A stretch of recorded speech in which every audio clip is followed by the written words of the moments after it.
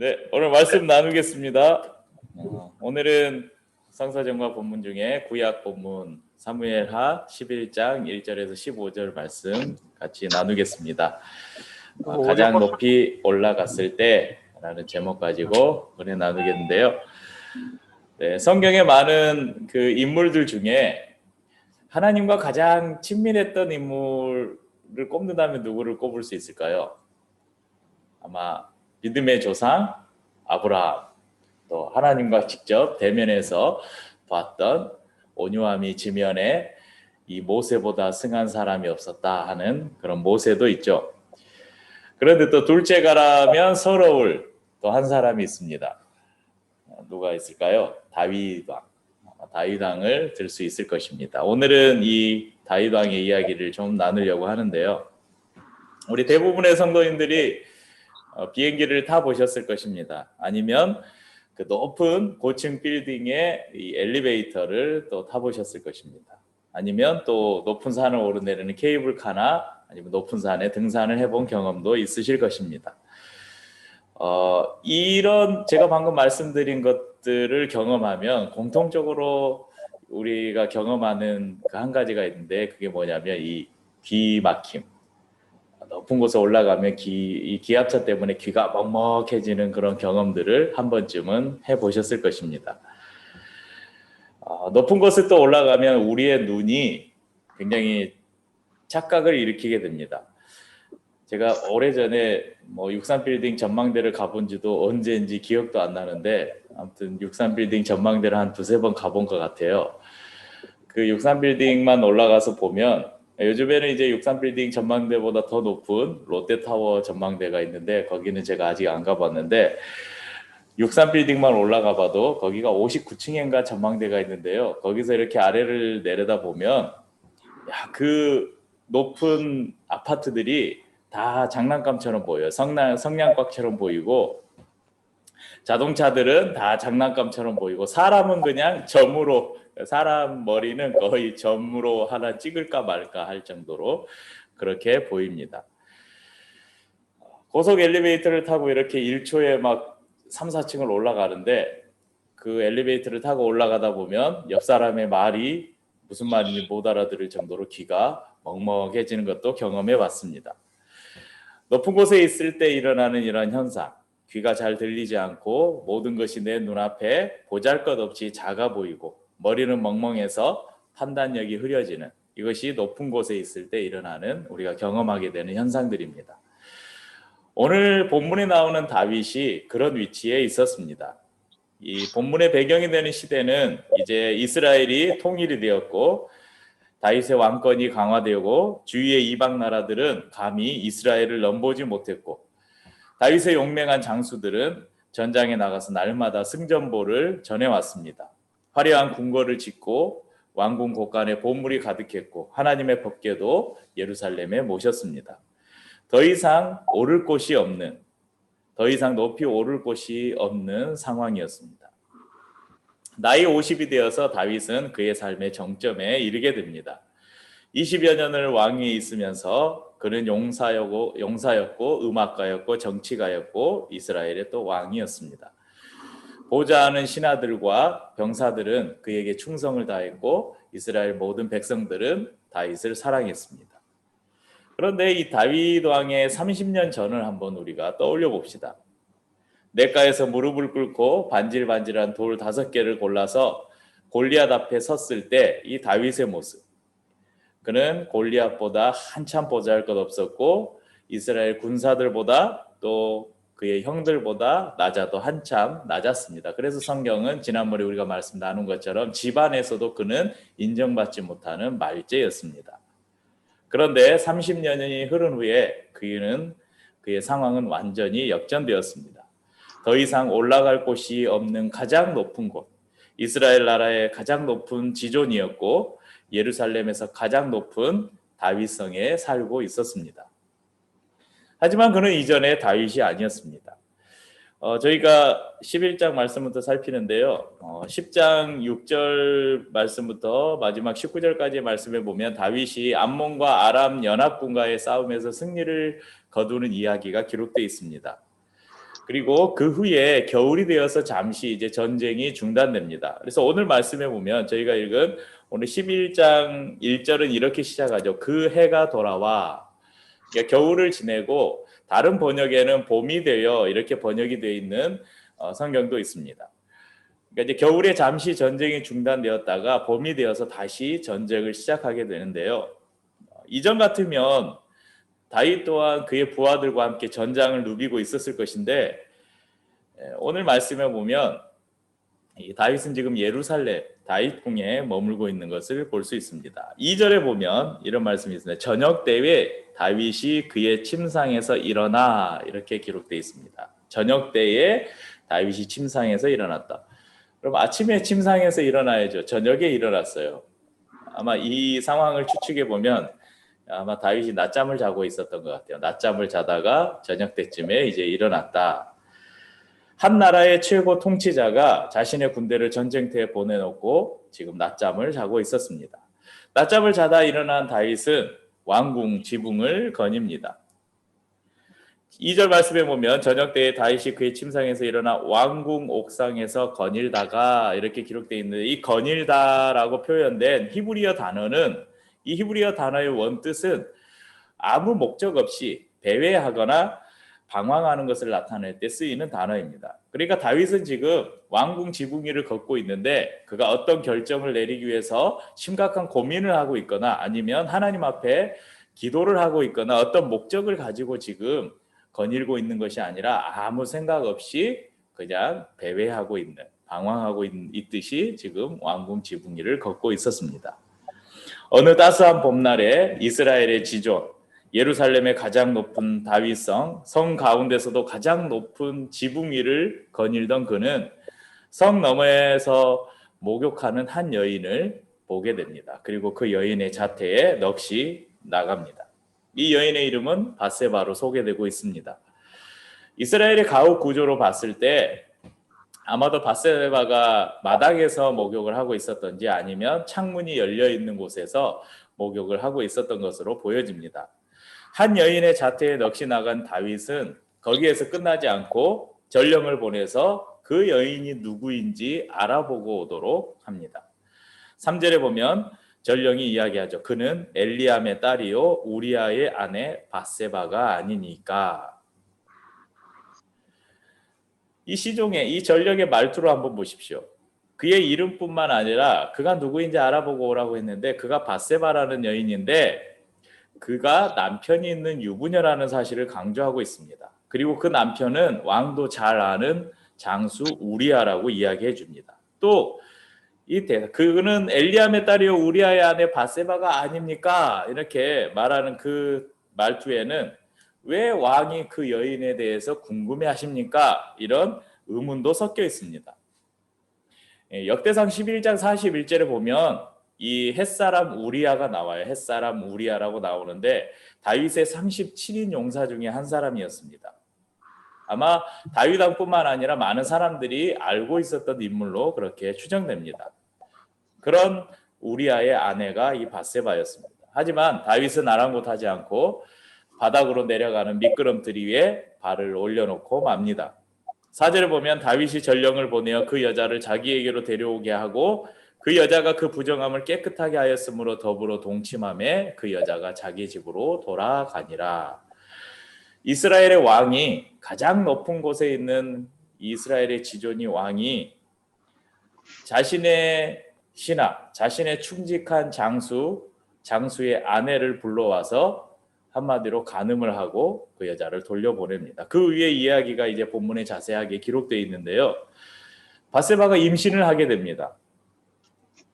그러니까 그 아이가 자신의 아이라는 게 밝혀지면 안 되잖아요. 그래서 그 아이가 우리아의 아내인 것처럼 속이기 위해서 전장에 있는 우리아를 불러들입니다. 그리고 야 오늘 너 고생했으니까 집에 가서 쉬어라. 너의 아내와 좀 회포를 풀고 즐거운 시간을 가져라 하고 집으로 가라고 합니다. 그런데 우리아는 너무 충직한 신하였어요. 아니 제 이스라엘 군사들이 지금 전장에 있고 부하들도 다 밖에 있는데 제가 어떻게 집에 가서 따뜻한 집에서 그렇게 잠을 잘 수가 있겠습니까? 하고 집 밖에 밖에서 자신의 부하들과 함께 잠을 자게 됩니다.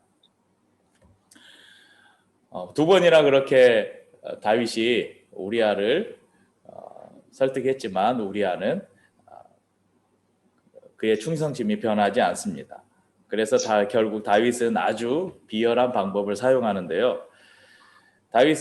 우리아를 다시 전장에 보내면서 그의 손에 그 전장의 책임자에게 보내는 편지 한 통을 같이 들려서 보냅니다. 그 편지에는 뭐라고 써 있냐면 이 우리아를 싸움이 가장 치열한 전투에 가장 앞서 보내라. 그리고 그가 공경에 처하더라도 도와주지 말아라. 이렇게 편지를 써서 보냅니다. 여러분 이 상황들을 보면 다윗이 지금 뭐 하고 있는 거예요? 지금 살인을 하고 있는 거예요. 그의 충직한 부하를 전쟁터에 밀어넣어서 지금 죽이라고 그렇게 이야기하고 있는 것입니다. 그러니까 결국 싸움에서 우리에게 죽게 되는데 다른 적의 칼에 죽은 것이 아니라 실상은 다윗이 죽인 것이나 마찬가지죠.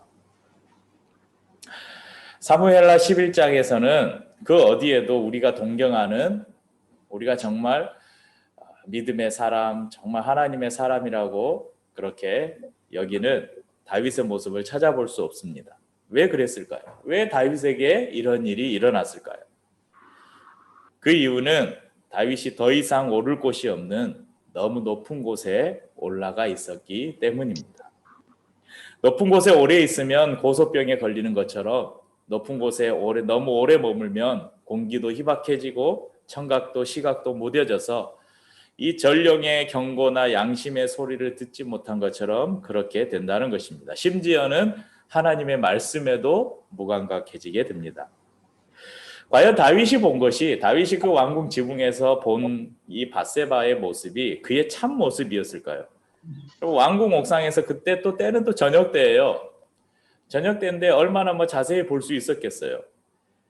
다윗이 희미하게 바라본 그 여인의 외모뿐만 아니라 그가 과연 그 여인의 인격이나 성품이나 그 모든 것을 다윗이 보고 한눈에 반한 것일까요? 그렇지 않은 것입니다. 단지 목욕하는 한 여자의 몸뚱아리를 보고 순간적인 유혹이 들었겠죠.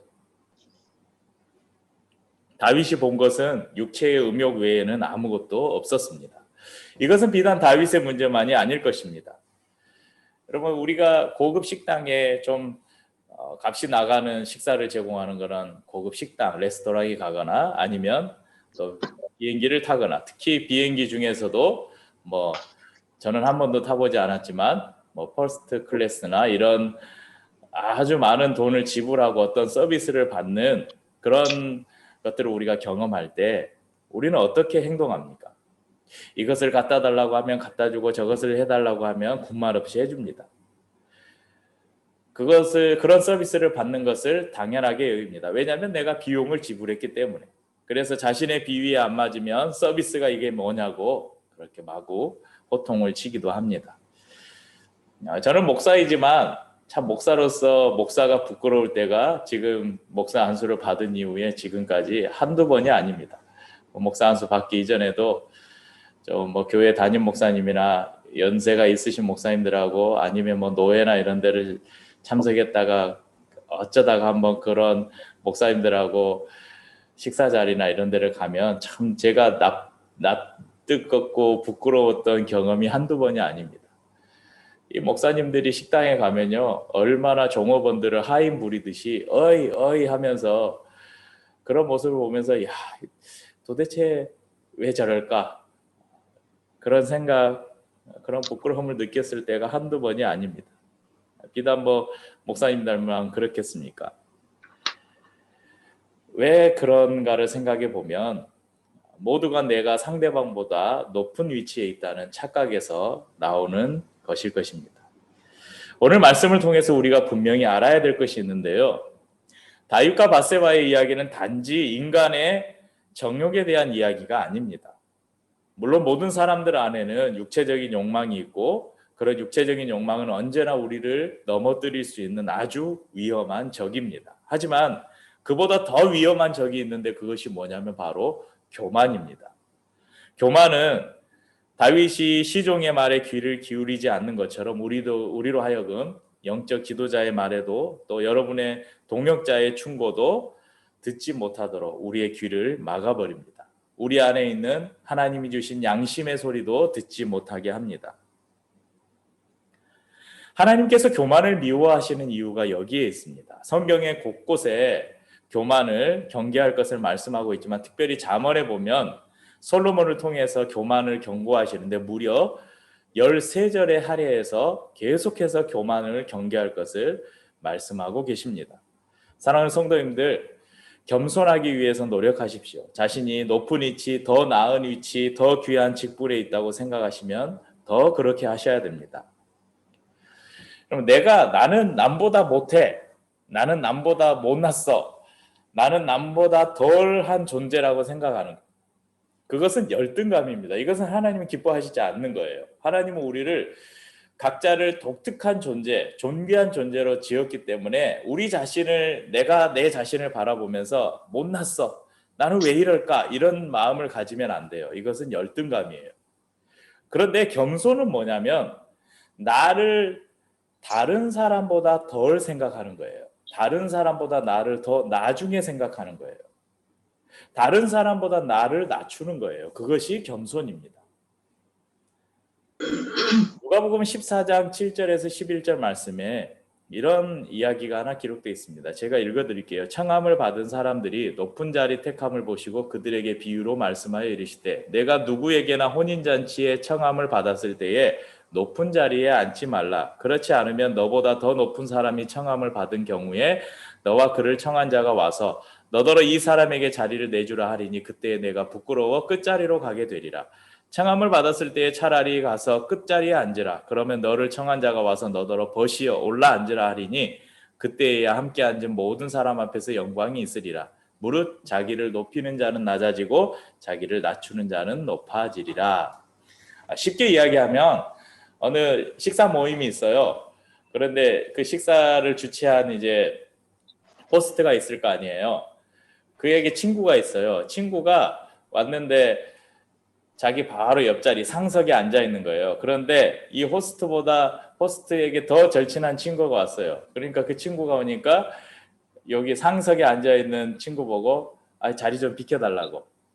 내 친한 친구 왔으니까 비켜달라고 하면 그 바로 옆자리로 못 가잖아요. 왜냐하면 다른 사람들이 이미 앉아 있으니까 제일 끝자리로 가게 된다는 거예요. 그런데 이 친구가 제일 끝자리에 와서 제일 먼저 제일 끝자리에 앉아 있었어요. 근데 이제 호스트가 와서 아니 왜 너 거기 앉아 있냐고, 내 옆으로 와라고, 왜 너가 끝자리에 앉아 있냐고, 너는 내 옆에 앉을 자격이 있다고, 그렇게 옆으로 불러들이면 그 사람이 다른 사람들에게로부터 영광을 받지 않겠느냐, 이런 말씀입니다. 이런 비유로 예수님이 말씀하신 것이죠. 여러분, 고도가 낮아지면 세상이 새롭게 보입니다. 듣지 못했던 소리가 들리고 희미하게 보이던 것들이 확실히 보입니다. 숨쉬기도 훨씬 쉬워집니다. 사랑하는 성도님들, 내가 너무 높은 곳에 올라갔다 느낄 때 우리는 낮은 곳을 찾아서 움직여야 합니다. 저는 27살에 신학교에 들어가서 28에 당시에 지금도 광주에서 저기 광주 광역시에 가면 한 5손가락 안에 꼽히는 교회 규모뿐만 아니라 교회의 어떤 건강성이나 당시에 어떤 이 교회 평판에서 정말 유명한, 지금도 광주에 가서 세순교회를 말하면 모르는 사람이 없을 정도로 유명한 교회에서 제가 전도사 사역을 시작했어요. 그때 찬양팀 담당 전도사를 했는데 찬양팀이 한 50여 명 됐으니까 저희 교회보다 큰 찬양팀이었죠. 네. 그때 전도사 사역을 막 아무것도 모르는 이 새내기 전도사가 교회에서 사역을 하는데 그때 교회 사무실에 사무장 장로님이 계셨어요. 우리 준호 형제랑 혹시 뭐 관련이 있지 않을까? 전준식 장로님이었는데 제가 아직 이름도 까먹지 않아요. 그때 이 사무장 장로님의 연세가 70이 넘으셨어요. 그러니까 70이 넘으신 장로님이 한 번도 저한테 반말을 하지 않으셨어요. 그 이후에 제가 사역하면서 교회에서 집사가 저한테 반말하는 것도 많이 겪었고요. 장로님들이 누구 전도사 하면서 말 놓는 경우도 많이 봤지만 제가 첫 전도사 사역을 했던 그 교회에서 매일매일 마주치는 그 사무실에 매일 있으니까 매일 계시는 장로님으로부터 항상 그렇게 깍듯하게 전도사님 하면서 저를 존대해 주는 것을 경험하면서 아, 교회 안에서 섬기는 것이 무엇인가. 저는 그때 1년을 그 교회에서 사역하면서 특별히 그 장로님을 통해서 아, 교회 안에서 어른들을 어떻게 대해야 되는지, 오히려 어른이 자기보다 한참 손잡버린 사람을 대하는 그 모습을 보면서 아, 교회 안에서 어떻게 사람들을 대해야 되는지를 정말 훈련하고 배운 정말 좋은 시간들이었고, 또 그 장로님이 그래서 지금도 참 감사하게 여겨집니다. 목사라는 위치가, 목사 이제 전도사 생활을 하다가 목사 안수를 받고, 이 목사라는 위치가 항상 위험한 위치입니다. 네, 저희가 지금 이제 뭐 이렇게 저희가 수평적인 리더십 막 이런 거 이제 강조하고 그런 교회니까 우리 수미 자매가 저한테 대들기도 하고 막 그러지만 일반적인 교회에서는 아마 상상할 수 없는 일들이 저희 교회에서 많이 있잖아요. 그런데 여전히 지금도 교회 안에 그런 교회들 많아요. 목사가 어깨에 탁 힘주고 어디 목사가 말하는데 막 그런 교회들 엄청 많아요. 그게 절대 제대로 됐다 올바르다는 것이 아니고요. 저도 한때 그런 착각을 가지고 살았다는 거예요. 그래서 제 자신이 참 부끄러울 때가 있었고, 또 그것을 그런 목사로서의 그런 그 교만함 그런 것들을 깨트리기 위해서 저도 부단히 노력을 했고, 직분으로 치자면 더없이 영광스러운 직분이지만 이것이 때로 저에게 올무가 되어서 대접받으려고 하고 존경받으려고 하고 지시하고 주관하려고 했던 제 안에 있는 교만이 얼마나 하나님 앞에 큰 죄인지를 회개했었던, 그리고 여전히 그것을 경계하고 있는 삶을, 제 삶임을 돌아봅니다. 목사로서만 그러겠습니까? 제가 집안에서 아버지로, 또 우리 성도님들 중에도 아버지의 위치가 있고 또 어머니로서의 위치가 있고, 또 직장에서는 내가 더 높은 직급에 있다고, 또 내가 근무를 더 오래 했다고, 내가 경험이 더 많다고 자꾸만 높은 곳으로 올라가려는 마음이 저뿐만 아니라 우리 모든 성도님들에게도 있을 것입니다. 심지어는 우리 세연이 주원이도 내가 유치원에서 최고학년이라고 내가 이제 세연이 나중에 이제 6학년 되면, 세연이 몇 학년이 지금 6학년 되면 이제 내가 초등학교에서 제일 고 이제 형이라고, 또 중학교 가서 이제 중1 때는 깨갱깨갱 하다가 또 중3 되면 우리 윤서 중3인데 보면 막 학교에서 왕이에요, 왕. 뭐 아무도 저기 거리낄 게 없는 이건 어른들뿐만 아니라 우리 어린 아이들이나 학생들에게도 누구나 가질 수 있는 마음입니다. 항상 높은 곳으로 올라가려고 하는 마음. 그렇지만 성도님들, 우리 함께 낮은 자리를 찾아서 내려가는 삶을 살기를 원합니다. 그리할 때 하나님께서 우리를 높여주실 것입니다. 하나님은 왜 다윗의 이 부끄러운 인생, 다윗이 아마 지금 살아있다면 다윗 왕이 성경에서 지우고 싶은 그런 이야기가 있습니까 하면 첫 번째로 하면 다윗 왕은 요 밧세바 사건은 좀 제발 성경책에서 좀 지워주세요. 아마 그렇게 간절히 원할지 몰라요. 그런데 왜 하나님은 이 다윗 왕의 부끄러운 이야기, 예수님의 그 조상이 되었던, 항상 우리가 다윗의 자손 예수, 다윗의 자손 예수, 다윗의 장막을 일으키리라, 성경에 이렇게 다윗을 띄워놓고 있으면서 왜 이런 다윗의 부끄러운 이야기를 굳이 성경이 기록해 놨을까? 그것을 생각해 볼 때 위대한 믿음의 사람 다윗도 인생의 결정적인 실수를 할 수 있고, 그 실수의 현장을 우리로 기억하게 하면서 항상 우리로 하여금 겸손할 것을 가르쳐 주시기 위해서 이 사건을 기록해 놓지 않았나, 그런 생각을 해봅니다. 다윗의 실수는 단순한 인간의 정욕에 부른 간음 사건이 아니라 교만으로 말미암은 영적 무감각에서 오는 범죄임을 우리가 기억했으면 좋겠습니다. 그래서 우리가 높은 자리로 올라가려고 노력하기보다 늘 우리가 있는 자리에서 더 낮은 곳으로, 다른 사람보다 더 낮은 위치로 늘 우리 자신을 낮추는, 내려가는 그런 삶을 항상 살려고 노력하는 저와 우리 성도님들이 됐으면 좋겠습니다. 그런 삶을 주님의 이름으로 축복합니다.